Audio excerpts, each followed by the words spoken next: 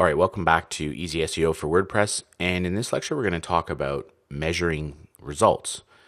So measuring your SEO results and based on the efforts that you've put in takes a little bit of effort. And this lecture stems from a question that came up in the discussion section of the course.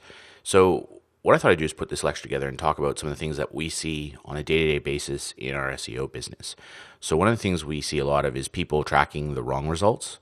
We see people who are unable to define what success actually means, and then some people who just don't even know what tools to use. So we're going to go through all those things for you. I want to be on page one.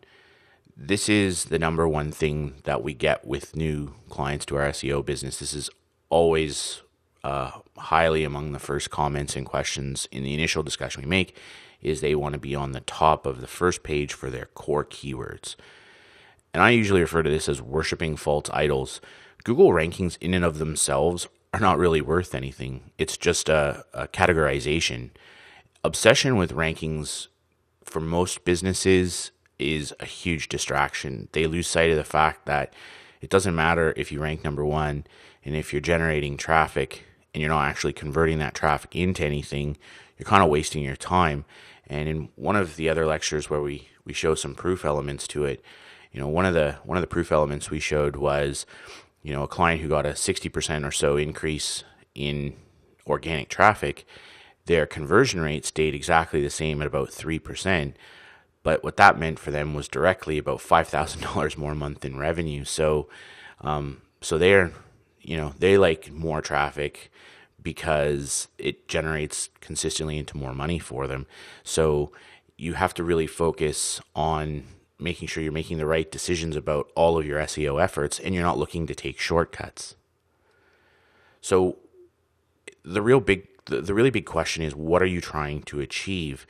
So you have to understand your goals. Your SEO efforts really are there to align you and your client, or you and your own site, with the overall goals for the business and the site itself.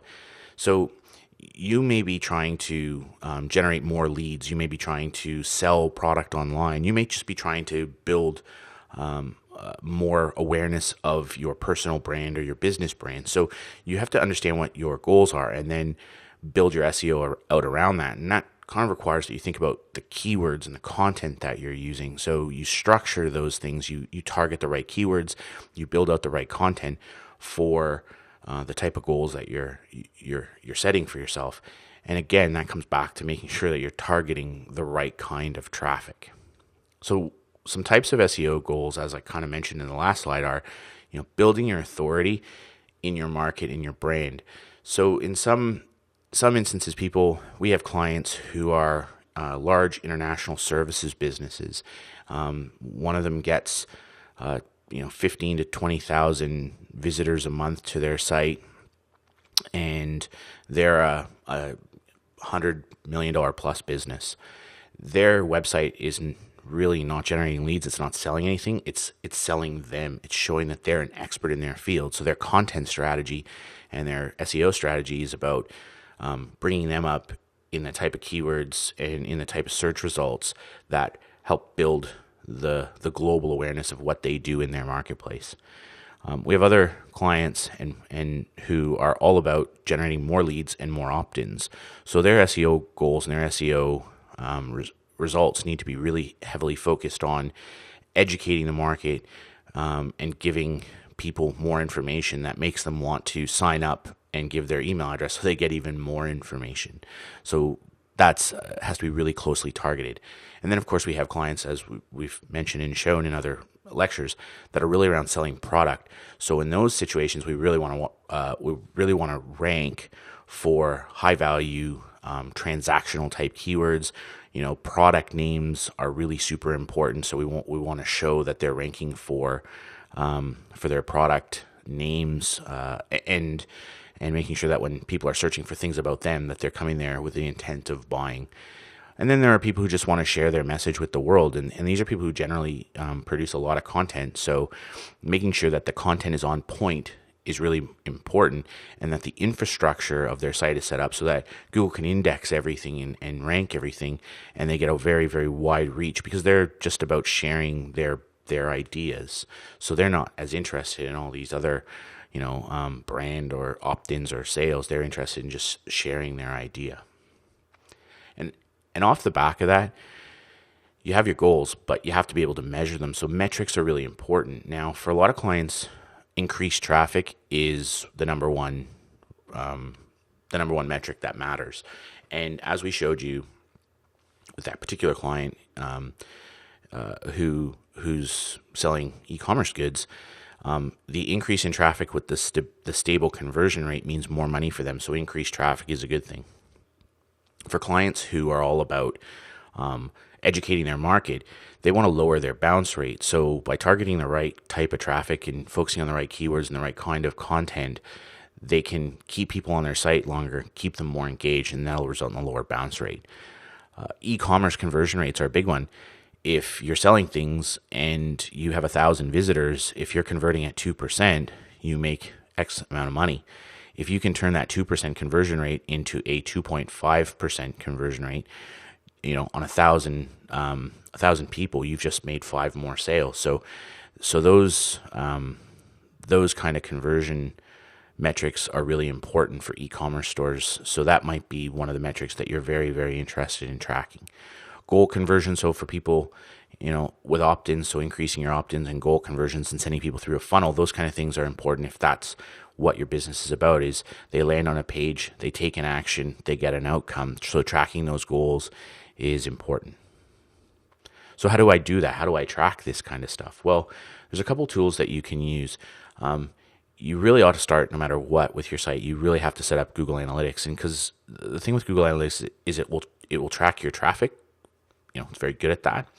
But it also has the ability, if you have an e-commerce store, to do e-commerce integration. So you can do sales conversions, and they also have goals and funnels. So you can set goals on particular pages. For example, when somebody gets to this page, it triggers a goal, and that goal could have a value if you want or whatever. But that generally that's like a thank you page. So they come to an opt-in, and then when they go through the opt-in and they successfully submit their email address, they go to a thank you page, and that will trigger a goal in analytics. Conversions usually integrated with your shopping cart, and the shopping cart can usually pass dollar values in, so you can see then what types of traffic, be it organic, direct, mobile, email marketing, whatever. You can start to see the conversion rates. You can start to see the dollar conversions based on the traffic numbers. So Google Analytics has a ton of functionality and reporting capabilities. So that's always the tool you really need to start with.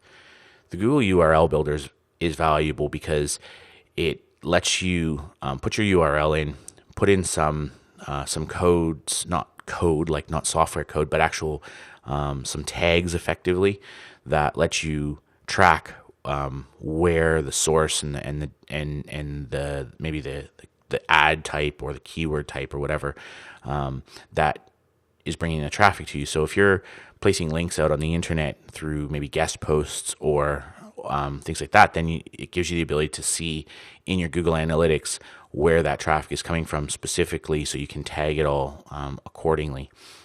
And then we use a tool, and you've seen it in some other slides, a tool called SERPbook, which lets you do rank checking pretty easily. So, that's if you want to, if you're running it like some kind of digital agency like we do, where you're tracking rankings for keywords and things, SERPbook is really good because it does a couple of things. It lets you put in a whole bunch of keywords, and then it goes out and finds them, but it also shows you which pages that rank is for, so you can actually see which of your pages on your site are ranking the best for that particular keyword. So in summary, rankings aren't the end-all and be-all, and they're important because they're an indicator of success, but they shouldn't be the only thing you look at. You really need to think about a broader picture and not get distracted, which leads into the next point of focusing on the stuff that matters. And to do that, you need to measure the right numbers. So once you know your goals and you set your targets and your numbers and you can measure and track them, that helps you focus because you'll know what's working, what's not. Set up your Google Analytics from day one. There should be no excuse for not having it in. It takes 5 or 10 minutes to set up. So now some of the more complicated stuff around goals and e-commerce conversion might take a little bit more time, but you really need to commit to that and getting that done. And lastly, don't sweat the small stuff. Focus on the things that matter. Make sure you understand your numbers. And if something like bounce rate isn't super important to you, then don't worry about it. So just keep an eye on the big high level numbers and make sure they're trending in the right direction.